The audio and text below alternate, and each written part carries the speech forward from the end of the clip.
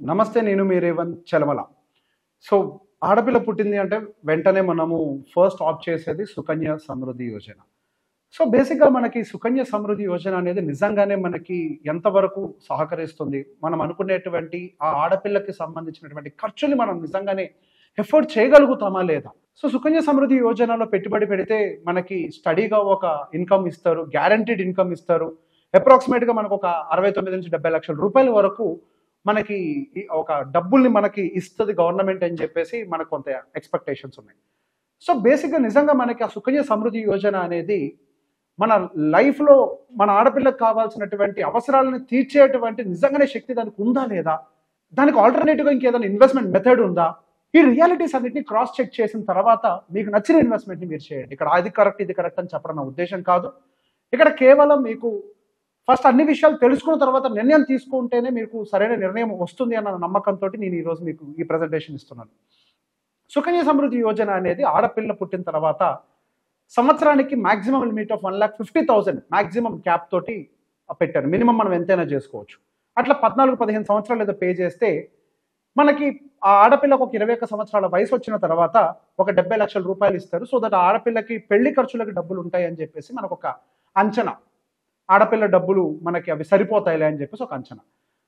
So బేసిక్‌గా నిజంగానే అది మన ఆడపిల్లకు సంబంధించినటువంటి పెళ్లి ఖర్చులు అది మనకి సరిపడాగా ఉంటుందా లేదా అని మనం ఒకసారి అర్థం చేసుకుందాం. ఫర్ ఎగ్జాంపుల్ ఇప్పుడు పుట్టినటువంటి ఆడపిల్లకి ఇంకొక 25 ఇయర్స్‌లో మ్యారేజ్ ఉంది అని అనుకుంటే ఎక్కువ కాదు ఒక 20 లక్షల రూపాయలు ఇప్పుడు మార్కెట్ కాస్ట్‌లో మనం పెళ్లి కోసం ఖర్చు పెడతాము అని మనం అనుకుంటే యావరేజ్‌గా మ్యారేజ్ ఇన్ఫ్లేషన్ ఒక 10% ప్రకారం పెరుగుతుంది అని అనుకుంటే అప్రాక్సిమేట్‌గా ఆ పిల్లకి సంబంధించినటువంటి మ్యారేజ్ ఎక్స్‌పెన్సెస్ 2,00,00,000 రూపాయల వరకు కూడా చేరుకుంటుంది. 2,16,00,000 కరెక్ట్‌గా చెప్పాలంటే ఇక్కడ కనిపిస్తుంది దాని లెక్క ప్రకారం. సో బేసిక్‌గా అంతటి డబ్బులు మనకు అవసరం ఉన్నప్పుడు మనకి సుకన్య సమృద్ధి యోజన ఎంత డబ్బుల్ని ఇస్తుంది? 70 లక్షల రూపాయలు మాత్రమే మనకు కాంట్రిబ్యూట్ చేస్తుంది. 21 సంవత్సరాల వయసుకి. సరే ఆ తర్వాత తీసుకొని ఎఫ్‌డీలో వేసుకున్నా గానీ గట్టిగా పెరిగితే ఇంకొక 20 లక్షల రూపాయలు పెరుగుతుంది. ఎటు తిరిగి చేసినా కానీ 90 లక్షల రూపాయల నుంచి అయితే మనకు డబ్బులు ఇవ్వదు. ఆ డబ్బులు తీసుకెళ్ళి ఎఫ్‌డీలో పెట్టుకున్న 25 ఏళ్ల దాకా. సో నిజంగా మనకు అది ఎటువంటి రిటర్న్స్‌ని మనకు సరిపడా ఇవ్వట్లేదు కాబట్టి ఇక్కడ కాలిక్యులేషన్ కూడా చూడొచ్చు. సంవత్సరానికి 1,50,000 చొప్పున ఇన్వెస్ట్ చేస్తే పాపకి ఒక సంవత్సరం అంటే 2025కు స్టార్ట్ చేస్తే మొత్తం మనం 22,50,000 రూపాయలు ఇన్వెస్ట్ చేసిన వాళ్ళం అవుతాం. టోటల్ ఇంట్రెస్ట్ ఎర్న్డ్ వచ్చేసరికి 46 లాక్స్‌గా మారుతుంది. 2046కి మనకి మెచ్యూరిటీ వస్తే 69,27,000 మన చేతికి డబ్బులు మనకి ఆ సుకన్య సమృద్ధి యోజన నుంచి మనకు డబ్బులు వస్తాయి. మరి ఎక్కడ మనకు 2,00,00,000 రూపాయల ఎక్స్‌పెన్సెస్ మరి ఎక్కడ ఈ 69 లక్షలు లేదా 70 లక్షల రిటర్న్స్? ఎంత డెఫిషియన్సీ తోటి ఉన్నాం? ఆ మిగతా డబ్బులు తీసుకెళ్ళి 4 సంవత్సరాలు ఎఫ్‌డీలో పెట్టినా మహా వస్తుంది 20 లక్షలు వస్తే గట్టిగా. అంతకు మించి పెద్దగా రావు. సో అది కాకుండా మనం ఒకవేళ అదే డబ్బుల్ని నెలకి ఇంత అని చొప్పున మనం మ్యూచువల్ ఫండ్స్‌లో ఇన్వెస్ట్ చేస్తే ఎలా ఉంటుంది? మనకి హియర్ అండ్ దేర్ ఒక 12,500 రూపాయలు ప్రతి నెల సేమ్ సుకన్య సమృద్ధి యోజన లాగానే మనం 14 సంవత్సరాల పాటు ఇన్వెస్ట్ చేద్దాం. ఎక్కువ వద్దు. ఆ 14, 15 ఉంది కదా సేమ్ ఇక్కడ చూడండి. మనం ఇక్కడ సుకన్య సమృద్ధి యోజనలో 22,50,000 ఇన్వెస్ట్ చేసాం. ఇక్కడ మ్యూచువల్ ఫండ్‌లో కూడా ఒక 15 సంవత్సరాలకు గాను 22,50,000 రూపాయలు ఇన్వెస్ట్ చేసాం. ఓకే. సో బేసిక్ ఏమవుతుంది మనకి ఆ 14, 15 సంవత్సరాలు ఎండింగ్ టైంకి వచ్చేసరికి మనకి అప్రాక్సిమేట్‌గా 59,69,000 రూపాయల వరకు కూడా కార్పస్ క్రియేట్ అవుతుంది. ఆ తర్వాత ఇక్కడ సుకన్య సమృద్ధి యోజనలో ఏమవుతుంది? మనం ఇన్వెస్ట్ చేయడం ఆపేస్తాము. అక్కడి నుంచి అది గ్రో అయ్యి ఆ తర్వాత ఒక అమౌంట్ అనేది ఆ పాపకి మెచ్యూరిటీ కింద ఇస్తారు. సో మనం కూడా ఏం చేయాలి? దాన్ని కూడా మనం లంసమ్ లాగా పెట్టి వదిలేయాలి కదా. సో బేసిక్ అదే అమౌంట్‌ని మనం ఎంత 59,49,142 రూపాయలు. సో ఈ డబ్బులు తీసుకొని వెళ్ళి మనం ఏం చేస్తాము? మ్యూచువల్ ఫండ్స్‌లో పెట్టి వదిలేస్తాం. ఇంకొక 6 సంవత్సరాలు నా పాపకి 21 సంవత్సరాల వయసు వచ్చేదాకా. పెట్టి వదిలేస్తే మనకి అప్రాక్సిమేట్‌గా 1,17,00,000 రూపాయల వరకు అవుతుంది. ఇక్కడేమో 70 లక్షల దగ్గర ఆగిపోతున్నాం మనము. ఇక్కడ సుకన్య సమృద్ధి యోజనలో 70 లక్షల దగ్గర ఆగిపోతున్నాము. అదే మనకి ఆ పాపకి ఆ వయసు వచ్చేసరికి 1,17,00,000 రూపాయల వరకు డబ్బులు వస్తుంది. 12% రిటర్న్ తోటి. నిజంగా మనకు ఆ మ్యూచువల్ ఫండ్స్‌లో 12% రిటర్న్స్ వస్తాయా అనేది పెద్ద ప్రశ్న. దానికి ఒక ఆన్సర్ ఇస్తాను. సో సహజంగా మనకి మ్యూచువల్ ఫండ్స్ అనేవి మన భారతదేశంలో అటువంటి పెద్ద కంపెనీస్‌లో పెట్టుబడులు పెట్టేవి. సో బేసిక్‌గా ఎప్పుడైనా సరే భారతదేశం ఎంతైతే ఎదుగుతుందో దానికంటే ఒక 2-3% ఎక్స్ట్రా ఎదగడానికి ప్రయత్నిస్తూ ఉంటాయి. సో ఇండియన్ గ్రోత్ స్టోరీ ఎంత ఉంటుంది అని అంటే జీడీపీ ప్లస్ ఇన్ఫ్లేషన్. మన జీడీపీ ఇండియాది ఒక 6% అని అనుకుందాం. బేస్ కేస్ సినారీ ఇంకెక్కువే ఉంది. బేస్ కేస్‌లో 6 అనుకుందాం. ఇన్ఫ్లేషన్ 4 అనుకుందాం. సో 10% నెట్ గ్రోత్ అనేది మనకు అక్కడ కనపడుతుంది. ఆ గ్రోత్ అనేది కనిపిస్తుంది. సో మనకి ఇంకో 2% ఎక్స్ట్రా కంపెనీస్ జనరేట్ చేసిన నెట్ టు నెట్ మనకు 12% రిటర్న్స్ వచ్చినా కానీ మనకి 1,17,42,551 రూపాయల వరకు కూడా మనం అక్యుములేట్ చేసిన వాళ్ళం అవుతాం. సో ఇక్కడతో అయిపోతుందా, మనం ఇంకొక 4 సంవత్సరాల పాటు కూడా మనకి ఇంకా టైం ఇస్తాం కదా, 10 సంవత్సరాలు టైం ఇస్తాం. సో అంటే మనకి 25 ఇయర్స్ టర్న్ అవుట్ అవ్వాలి కదా. ఇందాక మనం ఎఫ్డీలో పెడితే మాక్సిమం 90 lakhs అవుతుంది అనుకున్నాం, సరే ₹1,00,00,000 వేసుకోండి వర్స్ట్ కేస్ సినారియోలో, బట్ స్టిల్ మనం అక్కడ నష్టపోతున్నాం. సో ఇక్కడైతే మనం అట్లీస్ట్ 1,84,00,000 మరొకరు మనం అచీవ్ చేయడానికి అయితే పాసిబిలిటీ కనపడుతుంది. సరే ఇదంతా కాదు, మీకు ఇక్కడేమో మీకు సుకన్య సమృద్ధి యోజన ట్యాక్స్ ఫ్రీ, మరి ఇక్కడ మ్యూచువల్ ఫండ్స్ ఏమో ట్యాక్సబుల్ అమౌంట్ కదా అని చెప్పి మాట్లాడుకుంటాం కదా. సరే దాన్ని కూడా క్యాలిక్యులేట్ చేద్దాం. ఇక్కడ మనకి ఎంత వచ్చింది, 1,17,42,000 అంతే కదా. 1,17,42,000 రూపాయలు మనం ఇక్కడ ఎర్న్ చేసి పెట్టాం. అందులో నుంచి మనము 22,50,000 ఇన్వెస్టెడ్ క్యాపిటల్ మైనస్ చేస్తే నెట్ గెయిన్స్ మనకి 94,92,000 నెట్ గెయిన్స్ కనపడుతున్నాయి.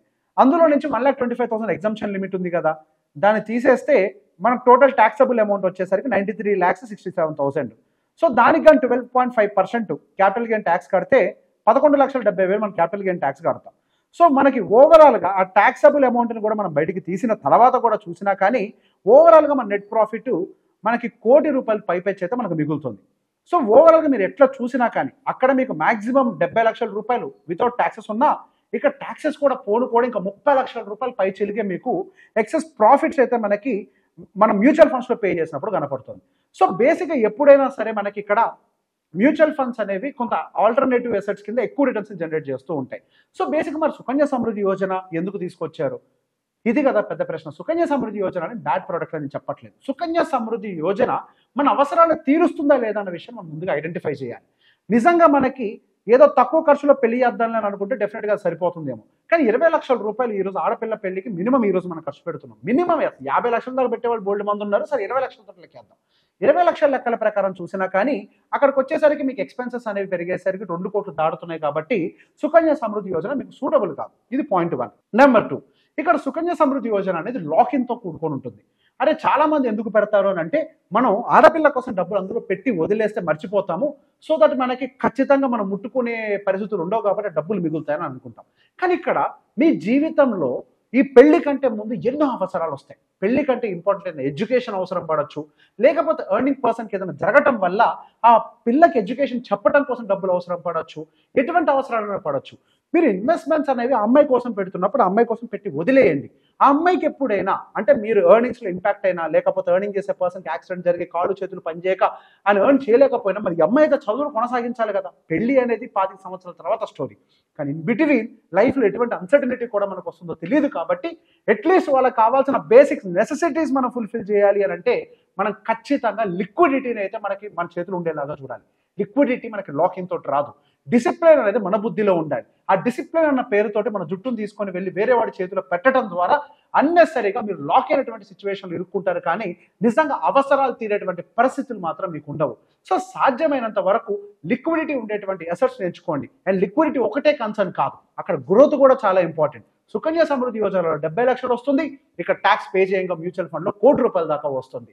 సో ఎంతటి డిఫరెన్స్ మీకు ఇక్కడ కనిపిస్తున్నప్పుడు, మీకు అవగాహన ఉంది అనుకుంటున్నప్పుడు మీరు ఆ డబ్బులు తీసుకొని వెళ్ళి ఒక అడ్వైజర్ ద్వారా అవ్వచ్చు, లేకపోతే మీరు సొంతంగా డైరెక్ట్ బేస్డ్ మ్యూచువల్ ఫండ్స్లో అవ్వచ్చు, ఎక్కడో చోట పెట్టుబడులు అయితే పెట్టుకోండి. కానీ ఇక్కడ ఏదో సెక్యూరిటీ ఉంది అన్న ఒక పేరుతో తీసుకొని వెళ్ళి మీ డబ్బులను అక్కడ లాక్ చేసుకుంటే అనవసరంగా ఇబ్బంది పడతారు. ఇక్కడ ఇంకో ప్రశ్న కూడా వస్తుంది, ఒకవేళ మార్కెట్ కనుక కరెక్ట్గా పెళ్లి టైంలో కింద పడితే ఎలా?